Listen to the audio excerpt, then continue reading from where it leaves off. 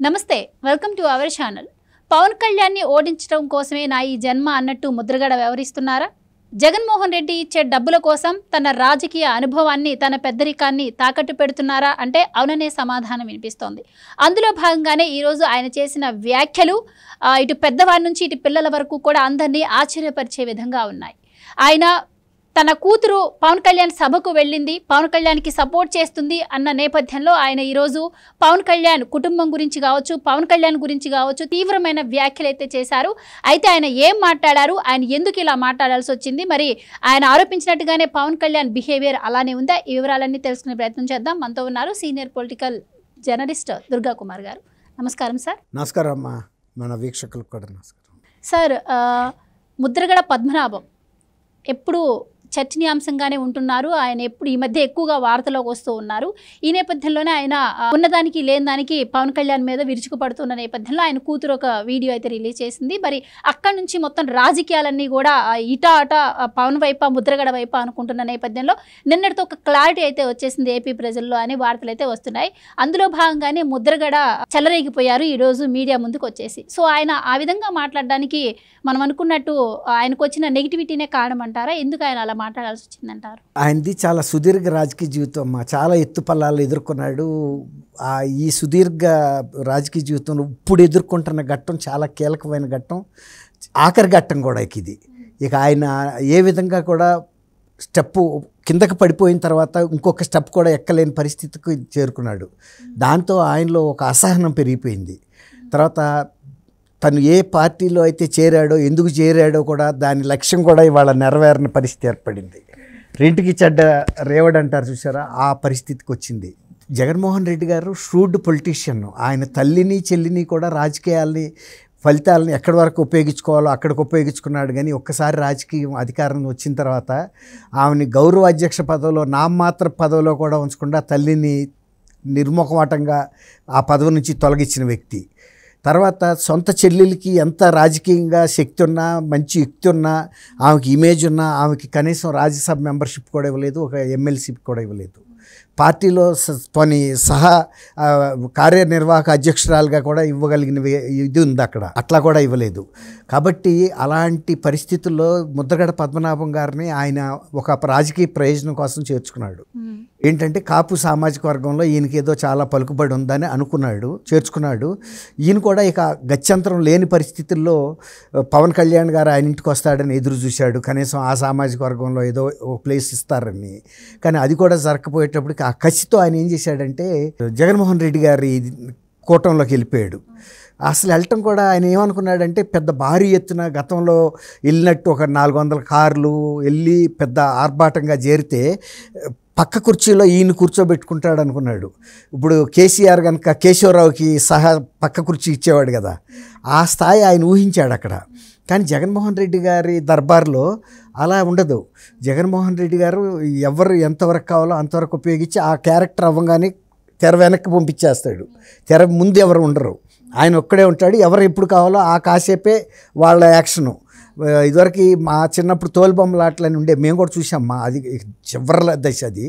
అట్లా ఆ బొమ్మను ఆడిచేసి వెనకబడేస్తాడు. ఇప్పుడు ముద్రగడ పద్మనాభం గారి పరిస్థితి జగన్మోహన్ రెడ్డి గారి దగ్గర ఆ స్థితికి వచ్చింది. ఇక ఆయనకి కాపు సమాజం నుంచి పెద్ద రెస్పాన్స్ రాలేదు. వచ్చింది ఏదైనా ఉంటే నెగిటివ్గా వచ్చింది ఈయన మీద రియాక్షను. ముద్రగడ పద్మనాభాన్న మీరు తీసుకుందా, ఆయనతో ఏమవుతుంది, అతని వెనకాల ఎవడున్నాడు, అతను వెళ్ళటం మూలాన ఇంకా ఇతర పార్టీలు బెనిఫిట్ అవుతాయి, మీకైతే జరిగేది నష్టమే అన్న ఫీల్ ఆయనకు వచ్చేసింది. కాబట్టి ఆయన అసలు ఏమి ఈయన గుర్తించని దశలో సొంత కుటుంబం నుంచి సొంత కూతురు ఆయనకి ఆ వీడియో విడుదల చేయటం ఆయన తట్టుకోలేని దెబ్బ అనమాట. అంటే ఇక్కడ మనం ఒకటి గమనించాల్సింది ఏంటంటే ముద్రగడ పద్మనాభం గారి కుటుంబం చాలా ట్రెడిషనల్ కుటుంబం, సాంప్రదాయ కుటుంబం, పక్కా సాంప్రదాయ కుటుంబం. ఆయన మినిస్టర్గా ఉన్నప్పుడు కానీ ఆయన భార్య కానీ ఎవరు కానీ అసలు బయటికి ఎక్స్పోజ్ అయ్యిందే లేదు. మొన్నట్రా వాళ్ళ అబ్బాయి ఉన్నట్టు కూడా ఎవరికి తెలియదు. అసలు అట్లా అంత గోప్యంగా ఉంటుంది ఆ కుటుంబ వ్యవహార శైలి అనేది. ఈయన ఎప్పుడైనా బయటకు వచ్చి ఈయన మాట్లాడటమే కానీ వాళ్ళది లేదు. కానీ సొంత కూతురు ఆ విధంగా స్టేట్మెంట్ ఇచ్చి తర్వాత అక్కడేదో తను వేళ్ళు ఊనుకోవాలి, కొంచెం ఆయన దగ్గర పరపతి సంపాదించుకోవాలి జగన్మోహన్ రెడ్డి గారి దగ్గర అని ఆశిస్తున్న తరుణంలో అక్కడేమో కంప్లీట్గా పోయింది మర్యాద. ఇక ఆయన పక్కన పెట్టేశాడు. అసలు ఈయన చేరినా కూడా చేరితే ఎంత జారిపోతే ఎంత అన్నట్టుంది. ఆ అసహనంలోంచి ఇక ఆయనకి ఎప్పుడు లేనంత డిస్ట్రెస్డ్గా, ఆయన యాజిటేటివ్గా, అంటే మనిషి తట్టుకోలేకపోతున్నాడు. తను వ్యధను తట్టుకోలేక ఏం మాట్లాడుతున్నాడో కూడా తెలియట్లే. దీనికి కొన్ని రోజుల ముందు కూడా ఆయన బ్యాలెన్స్ తప్పాడు. నే గనక పవన్ కళ్యాణ్ని ఓడించకపోతే నేను ముద్రగడ పద్మనాభరెడ్డిని అవుతానని. అది కూడా అసలు అసంబద్ధమైన మాట. ఆయన ఓడించడం ఏంటి, నువ్వెందుకు టార్గెట్ చేయాలి, నువ్వెందుకు రెడ్డి పేరు మార్చుకోవాలి, ఇవన్నీ కూడా ఆయన నోటమ్మట ఎవరో ఆశించలా. అప్పటికే కొంత ఆయన బ్యాలెన్స్ తప్పాడు అనుకుంటే ఇవాళ మాట్లాడుతున్న మాటలు మరింత ఆయన పరిస్థితిని మనకు తెలియజేస్తుంది. అంటే ఆయన మానసిక ప్రశాంతతను కోల్పోయాడు, డిస్టర్బ్డ్గా అయిపోయాడు, మానసిక కల్లోలంలో పడిపోయి ఆయన ఎలాంటి మాటలు మాట్లాడుతున్నాడు. సొంత కూతురుని, సరే ఆమెతో నాకు సంబంధం లేదు, ముద్రగడ పద్మనాభం కూతురుగా ఎందుకు పరిచయం చేశారు, అవసరం ఏముంది, తండ్రి రాజకీయ ప్రయోజనం కోసం పవన్ కళ్యాణ్ ఇలాంటి నీచానికి దిగజారుతాడా, నా కూతురుని తీసుకెళ్ళి ఆ వేదిక ఎక్కించాల్సిన అవసరం ఏముంది, పని చెబితే వాళ్ళ మామగారి పేరు చెప్పాల్సింది, లేకపోతే ఆ అమ్మాయి పేరు చెప్పాల్సింది, ఆమె ఇంటి పేరు మా ఇంటి పేరు ఒకటి కాదు, ఆ పేరు చెప్పకుండా నా కూతురుగా పరిచయం చేయటువంటి, ఇప్పుడు మళ్ళీ కూడా ఇంకోసారి వాడాడు ఆమె నా ప్రాపర్టీ కాదు అని. ఈ విధంగా ఆయన ఏంటంటే పవన్ కళ్యాణ్ గారు ఇది ఒక కుట్రపూరితంగా చేశాడు. ఇప్పుడు అక్కడ మనం గమనించాల్సింది ఏంటంటే వాళ్ళ సొంత కూతురు జరిగిన తప్పుని అక్కడ సవరించుకోకుండా ఎవరి మీదో పడి ఏడ్చినట్టుగా ఉంది. ఇది ఎక్కడ పూర్వం ఒక సామెత ఊళ్ళల్లో ఉంటుంది, కూతురు కనలేకపోతే అల్లుడి మీద పడి ఏడ్చారని సామెత. అట్లాగే ఇప్పుడు ఆయన కూతురు వచ్చి బహిరంగంగా ఆయన మీద ప్రకటించింది, అది వాళ్ళ కుటుంబానికి సంబంధించిన విషయం. ఇప్పుడు కనీసం అంబటి రాంబాబు ఏం చెప్పాడు, ఇది మా కుటుంబ సమస్య, దాన్ని అతను చేశాడని అక్కడ చెప్పాడు. ఇప్పుడు ఇది కూడా అది కూడా సేమ్, ఇది కూడా కుటుంబ సమస్యే. ఇప్పుడు వాళ్ళ వియ్యంకుడికి ఈయనకి బాగాలేదా, వాళ్ళ అల్లుడికి ఈయనకి బాగాలేదా, కూతురికి ఈయనకి రిలేషన్షిప్ బాగాలేదా అనేది అక్కడ ఒక కెమిస్ట్రీ కనపడుతుంది, ఈక్వేషను. అది బాగాలేదని చెప్తే అయిపోయేది. ఇప్పుడు మళ్ళీ పవన్ కళ్యాణ్ని బయటకు తీసుకురావటం, పవన్ కళ్యాణ్ ఫ్యామిలీకి సంబంధించి ఆయన భార్యలందరినీ పరిచయం ఎందుకు చేయలేదు, వాళ్ళ సోదరుడి కూతురు ఒక ఆమె బార్లో తాగి పడిపోయిందంట కదా, ఆమెను ఎందుకు పరిచయం చేయలేదు, తర్వాత ఇంకొక అన్న కూతురు కూడా ఏ వివాహాలకు సంబంధించిన అనేక అంశాలు ఉన్నాయంట కదా, అవన్నీ ఎందుకు చెప్పలేదు, పరిచయం చేయలేదు అని ఈ విధంగా ఇప్పుడు పవన్ కళ్యాణ్ని టార్గెట్ మళ్ళీ చేశాడు. ఇప్పుడు సొంత కూతురు విషయంలో ఆయన సరి చేసుకుంటే అయిపోయేది.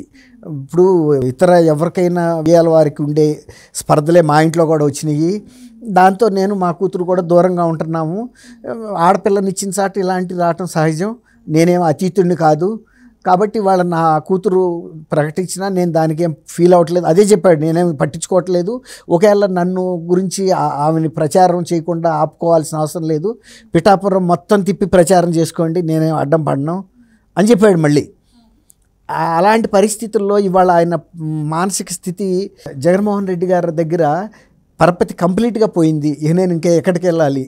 ఆయన అంతకుముందు కూడా మీకు ఒకటి గుర్తు చేస్తా, ఇక్కడ తను జగన్మోహన్ రెడ్డి గారి పార్టీలో చేరుతున్నప్పుడు ఆయన కిర్లంపూడి నుంచి నేను ఫలానా టైంలో బయలుదేరుతాను, ఫలానా టైంలో ఫలానా రూట్లో వస్తూ ఉంటాను, టైమింగ్స్ కూడా ఇచ్చాడు, ఏ కేంద్రాల దగ్గర ఎక్కడికెక్కడికి వస్తాను, కాకపోతే మీ వెహికల్స్ మీరు పెట్టుకోండి, మీ భోజనాలు మీ మంచినీళ్ళు మీ తెచ్చుకోండి, నేనుగా ఇవన్నీ భరించే పరిస్థితిలో లేను, నా అభిమానులు అందరూ సిద్ధంగా ఉండండి, రూట్ మ్యాప్ అయితే ఇచ్చాడు. ఆ టైంలో బయలుదేరి ఫలానా టైంకి మనం తాడేపల్లి ప్యాలెస్కి వెళ్తాము, ఎక్కడాళ్ళు అక్కడ ర్యాలీలో జాయిన్ అవ్వమన్నాడు. అయితే ఎక్కడ స్పందించలా ఎవరు. ఎవరైనా డబ్బున్న దగ్గర చూస్తారో, అధికారం ఉంటే వస్తారు, కానీ రెండూ లేని దగ్గరికి ఎవడు రాడు. ఈయన డబ్బు కోసమే కాకినాడ ఎమ్మెల్యే చంద్రశేఖర్ రెడ్డి గారి మీద ఆధారపడుతున్నానని ఆయనే రాసుకున్నాడు. నా ఉద్యమాలకు సంబంధించి అంతా ఫైనాన్స్ ఆయన ఇచ్చాడు కాబట్టి నేను చేయగలిగానని. ఇప్పుడు ఇవాళ చెప్పేశాడు నేను మంచినీళ్ళ బాటిల్స్ కూడా మీకు ఇవ్వలేనని. అట్లాంటప్పుడు ఎవరు రారనేది ఆయనకి ఫీడ్బ్యాక్ వచ్చేసింది. అప్పుడు ఫోన్లు వస్తాయి కదా, సార్ మేము ఈ కేంద్రం నుంచి ఇంత కార్లు వస్తున్నాము, ఇంతమంది వస్తున్నామని. ఏం రాపోయేటప్పటికి ఆయన కొడుకుని ఎమ్మడబెట్టుకుని ఒక కారులోనే వెళ్ళిపోయి ప్రైవేట్గా వచ్చేసాడు. అట్లా తనకు తను ఎక్కువ అంచనాలు వేసుకుని తీరా వచ్చేటప్పటికి వాళ్ళ జగన్మోహన్ రెడ్డి గారి ముందు ఈ విధమైన పొరుగు పోయింది సమాజంలో, సామాజిక వర్గంలో. బయట ఆయనకు బోల్డ్ మంది అభిమానులు బయట వాళ్ళు కూడా ఉంటారు. అన్నట్టే ఒక వెలుగు వెలిగినటువంటి వ్యక్తి ముద్రగడ పద్మనాభం. ఇప్పుడు ఆయనంత సొంత సామాజిక వర్గంలోనే ఒక వ్యక్తి ఎదుగుతుంటే ఒప్పుకోలేని కుంచిత మనస్తత్వంగా కనిపిస్తూ ఉంది ఇప్పుడు ఆయనది. ఇలాంటి సందర్భంలో ముద్రగడ గారు చేసిన ఈ విమర్శలు ఏవైతే ఉన్నాయో ఆ విమర్శలకు పవన్ కళ్యాణ్ గారు స్పందించిన తీరు ఏదైతే ఉందో అది ప్రజల్లో ఆయన పట్ల ఉన్న గౌరవాన్ని రెట్టింపు చేసిందన్న వార్తలు అయితే వినిపిస్తూ ఉన్నాయి. సో అది నిన్న తుని సభలో పద్మనాభం గారి కూతురు క్రాంతి గారు ఏవైతే ఉన్నాయో ఆవిడతో ఆయన మాట్లాడిన తీరు ఇవన్నీ కూడా ప్రజల్లో ఆయన పట్ల గౌరవాన్ని ఇంకా పెంచేలాగా ఉన్నాయి వార్తలు అయితే వస్తున్నాయి. సో ఏం చెప్తారు మీరు? అది వాస్తవం. పవన్ కళ్యాణ్ గారు చాలా రాజనీతిజ్ఞత ప్రదర్శించాడు అక్కడ. ఒక కుటుంబంలో జరిగే ఏ అవకతవకలైనా ఇలాంటి కష్ట నష్టాలు ప్రతి కుటుంబంలో వస్తాయి కాబట్టి దీన్ని నా రాజకీయ ప్రయోజనాలకు ఉపయోగించుకోవటం కరెక్ట్ కాదు, ఇది సందర్భం కూడా కాదు.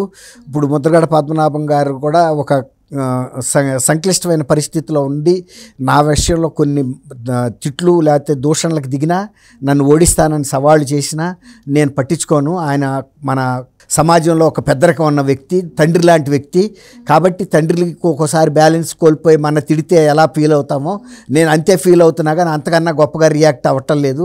నేనే మనసులో కూడా పెట్టుకోలేదు ఈ బాధని. కాబట్టి ఇప్పుడు నువ్వు వాళ్ళ కుమార్తెగా ఇక్కడికి వచ్చినా కూడా ఈ సందర్భంలో నిన్ను నేను పార్టీలోకి ఆహ్వానిస్తే కూడా నన్ను రాజకీయ లబ్ధి కోసం చేశాడని అనుకుంటారు.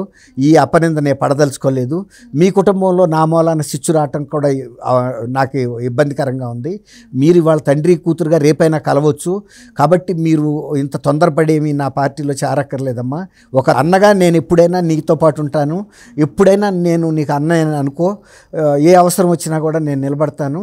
కాకపోతే ఇది సందర్భం కాదు. మీ కుటుంబంలో ఇలాంటి విభజన రావటానికి నే కారకుడు కాకూడదు.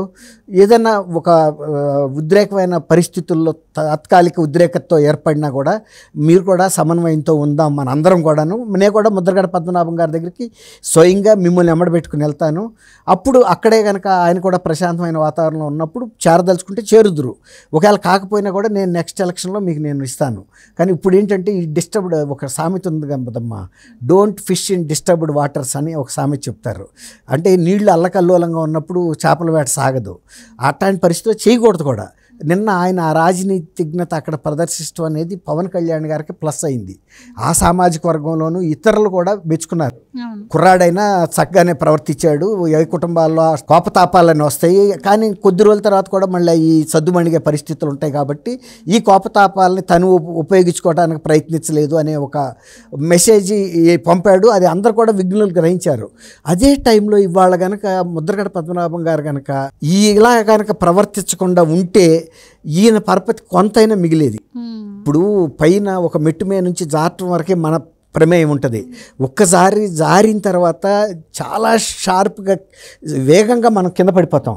ఆ పడిపోయిన తర్వాత మనకి తలకి దెబ్బలు తగులుతాయి, రకరకాల దెబ్బలు తగులుతాయి. అప్పుడు ఏం మాట్లాడతామో ఎలా బిహేవ్ చేస్తాం మనకు తెలీదు. ఎందుకంటే ఒక సంక్షోభిత పరిస్థితిలో ఉంటాం మనం. అప్పుడు మనం కూర్చుని కాసేపు తేరుకుని మెట్లు ఎక్కడ ఉన్నాయి, ఎక్కడి నుంచి ఎట్లా పడ్డాము, ఈ బాధలన్నింటినీ అవగాహన చేసుకున్న తర్వాత మనం ఎవరైనా స్పందించాలి. ఆ టైంలో స్పందించకూడదు. ఎవరు కూడా స్పందించామంటే మన తీర్పు తేడా కొడుతుంది. అదే పరిస్థితి ముద్రగడ పద్మనాభం గారు కూడా బాగా డిస్టర్బ్ అయిపోయాడు మనిషి. ఆయన మానసిక బ్యాలెన్స్ తప్పిపోయింది. కాబట్టి సొంత కూతురు మీద కూడా బాగా మాటలు మాట్లాడాడు. ఇంకోటి కూడా చెప్తానమ్మా, నాకు ఆయన వ్యక్తిత్వం తెలుసు కాబట్టి ఆయన జన్మలో కూడా అమ్మాయిని ఆ గడప అయితే తొక్కనివ్వడం, అది నేను చెప్పగలను. ఇంకా కొంతమంది తండ్రులు ఆవేశంలో అని ఆ తర్వాత మళ్ళీ బిడ్డల క్షేమం సంక్షేమం చూసిన వాళ్ళు ఉంటారు. కానీ ముద్రగడ పద్మనాభం గారి విషయంలో మీరు ఎప్పుడైనా ఇంకా గమనించండి, ఆయన బ్రతికున్నంతకాలం మాత్రం ఆ అమ్మాయిని ఆయన గడప మీదకి కాలు దాటనివ్వడు. అది ముద్రగడ పద్మనాభం గారి పట్టుదల. అట్లాంటిది ఏది తీసుకున్నా మంచి అయినా చెడైనా ఆయనకి రాజకీయం కూడా ఇక పెద్ద ఇంట్రెస్ట్గా ఉంటాడని కూడా నేను అనుకోను. ఓ రకంగా ఆయన రాజకీయం నుంచి కూడా విరమించేసుకుంటాడు. ఈ ఎన్నికలే ఆయన ఆఖరి ప్రత్యక్ష ప్రదర్శన. ఇక ఆ తర్వాత పెద్ద ఏటిల్లో కూడా ఆయన ఉండడు.